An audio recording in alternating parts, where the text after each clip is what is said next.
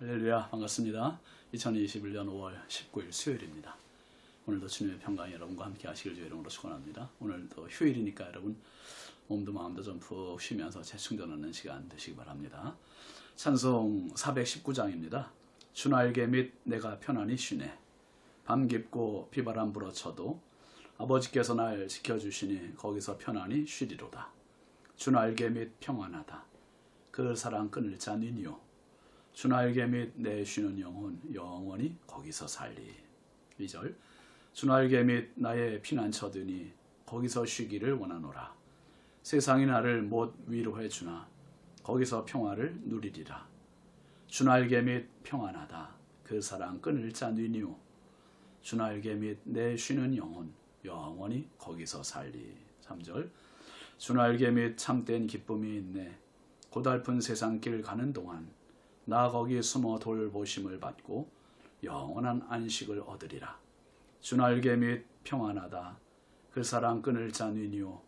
주 날개 및 내 쉬는 영혼 영원히 거기서 살리. 아멘. 오늘 하나님 말씀은 열왕기상 8장 5절 6절입니다. 솔로몬 왕과 그 앞에 모인 이스라엘 회중이 그와 함께 그 궤 앞에 있어 양과 소로 제사를 지냈으니 그 수가 많아 기록할 수도 없고 셀 수도 없었더라. 제사장들이 여호와의 언약궤를 자기의 처소로 메워드렸으니 곧 성전의 내소인 지성소 그룹들의 날개 아래라. 아멘. 오늘 말씀 제목은 안식입니다. 여러분 혹시 여행해 보신 경험 있으시잖아요. 먼 길을 여행하고 오면 참 여행은 잘했지만 몸도 마음도 피곤해요. 그냥 집에 오면 참 그렇게 마음이 편할 수가 없어요. 근데 만약에 여행을 해도 여행하면서도 힘들으면 스트레스를 받고 그러면 이게 집에 오면은 정말 그 후유증이 참 큽니다. 여러분 17세기 영국의 존 버년이라고 하는 분이 철로역정이라고 하는 소설을 썼습니다. 이 철로역정은요 성도의 일대기를 쓴 겁니다. 죄악 세상에서 천국 갈 때까지의 여정을 쭉 거기 나오는 지명이라든지 사람 이름은 다 의미가 있어요. 거기 나오는 주인공이 이제 기독도 또는 크리스찬 성도 이렇게 이름이 붙여져 있어요. 그 크리스찬이라고 하는 주인공이 검은 책을 들고 어느 날 막 초조해요. 불안해요. 그 사람이 사는 그 고향 집은 장망성, 장차 망할 성이라는 장망성을 그 사람이 장망성에 살고 있어요. 이 장망성에 사는 크리스찬이 검은 책을 들고 막 불안해서 두려움으로 떨고 있죠. 왜요? 자기 등짐, 커다란 등짐이 보인 거예요. 그리고 자기가 사는 이 땅이 장차 망할 성인 것을 알게 되는 겁니다. 하루라도 빨리 이 성을 도망가고 싶은데 빠져나가고 싶은데 어디로 가야 할지 어떻게 가야 할지 누가 길을 안내해 주는 사람도 없고 참 초조하고 두려운 거예요.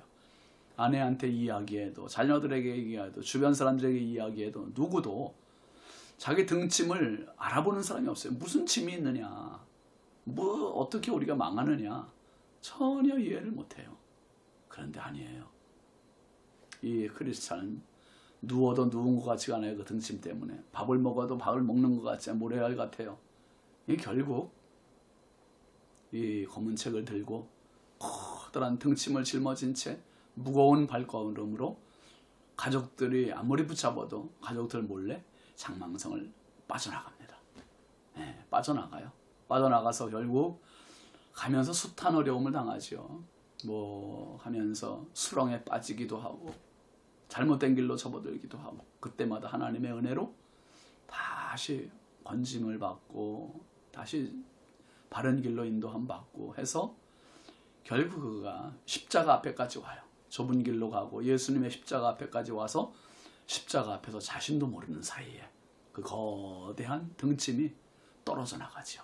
저 아래 깊은 무덤 속으로 입을 벌리고 있는 무덤 속으로 자기의 등짐이 떠내려가요.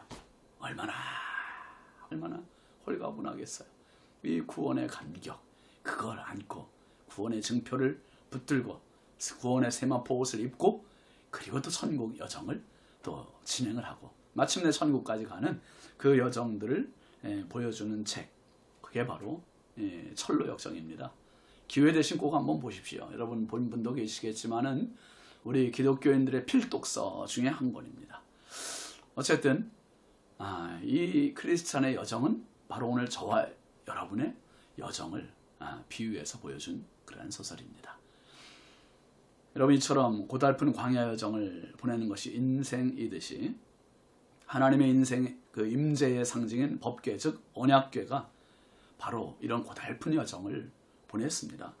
모세로부터 약 500여 년에 걸쳐 광야에서 안식을 찾지 못하고 천막 안에서의 시간, 그리고 이동하면서 때로는 블레셋에게 빼앗기기도 하고 어쩌면 천덕꾸러기처럼 홀대를 받기도 했던 그러한 시간들을 쭉 지나왔습니다. 그리고 그 고단한 시간이 끝나는 순간이 오늘 본문의 이야기입니다. 5절 한번 보실까요?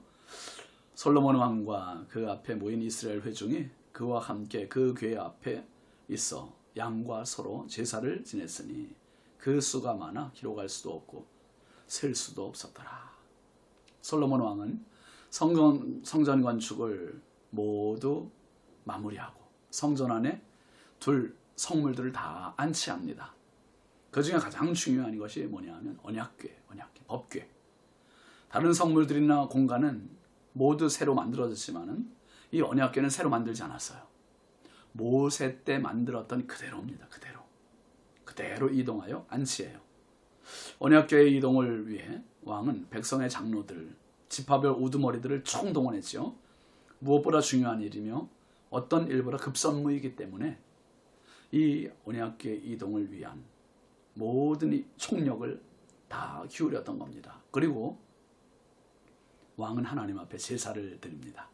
근데 제물로 드려지는 양과 소가 얼마나 많았는지 기록할 수가 없대요. 셀 수도 없을 만큼 많았다 했습니다. 왕이 얼마나 감사하고 감격한 이 보답의 마음이 담겨졌는지를 엿볼 수 있는 부분입니다. 여러분 이 마음이 귀한 것입니다. 아버지 다윗에게도 이 마음이 있었고 아들 솔로몬에게도 이 마음이 가득해서 하나님 앞에 최고의 제사를 드렸습니다. 우리가 늘 하나님께 예배를 드리지만 예배 형식과 가식으로 채워지고 마음이 빠진 적이 얼마나 많았습니까? 우리의 마음이, 우리의 손이 이런 감사의 마음으로, 감사의 손으로 가득한 그러한 예배가 될 수 있기를 바랍니다. 6절 말씀 한번 보실까요? 제사장들이 여호와의 언약궤를 자기의 처소로 메어드렸으니 곧 성전의 내소인 지성소 그룹들의 날개 아래라 그랬습니다. 드디어 언약궤가 있어야 할 자리를 찾았습니다. 머나먼 시간, 머나먼 거리를 지나왔어요. 500여 년의 시간. 참 먼 시간 동안 광야를 또 블레셋에게 빼앗기기도, 사사시대와 사울 왕조 때는 홀대를 받기도 하고 서럽고 고단한 시간이 쭉 지나왔고요. 이제 이동할 필요도 없고 홀대받을 일도 없고 빼앗길 일도 없고 움직이지 않는 성전 건물에 안치되었습니다. 성전 안에 들어간 언약궤는 앞으로 더 이상의 이동이 없이 하나님의 임재의 상징으로 백성들의 기도와 백성들의 믿음과 백성들의 예배를 안내해주고 하나님께 올려드릴 것입니다. 예수님의 십자가는 모든 인생을 초청하시는 하나님의 손길입니다. 마태복음 11장 28절 말씀에서 예수님 말씀하십니다. 수고하고 무거운 짐진 자들아 다 내게로 오라. 내가 너희를 쉬게 하리라. 탕자가 허랑방탕하고 빈손으로 아버지 집에 와서 참 그 고단한 마음, 고단한 몸, 고단한 시간 얼마나 힘들었겠어요. 눈물의 재회를 아버지와 하고 아버지 집에 가서 아버지의 환대, 아버지의 사랑, 거기에 지금까지 모든 방황이 끝나고 안식이 되었습니다. 여러분 멀지 않았습니다. 우리 영원하신 하나님 아버지 품에 안식할 그날까지 조금만 더 힘냅시다. 그래서 나를 도우시는 성령과 함께 끝까지 믿음으로 승리하는 이 땅에서의 나그네 길, 외국인의 길을 믿음으로 승리하는 저와 여러분 되길 주의 이름으로 축원합니다. 기도합시다. 하나님 아버지 감사합니다. 약 500년 동안이나 이동하며 방황하며 홀대받고 빼앗기며 고단한 시간을 보냈던 언약궤가 이제 솔로몬 성전의 지성소에 안치되며 움직이지 않는 성전에 이제 보관이 되며 하나님의 임재가 나타납니다. 하나님, 수고하고 무거운 짐진 자를 초청하시는 주님의 품에 저희들도 이렇게 안식을 누리며 영원한 천국을 향하여 힘차게 나아가는 승리로운 인생 발걸음 신앙 되게 하여 주옵소서. 예수님의 이름으로 축복하고 기도합니다. 아멘. 네, 오늘도 쉬시면서 복된 하루 보내시고 주와 동행하시기 바랍니다. 감사합니다.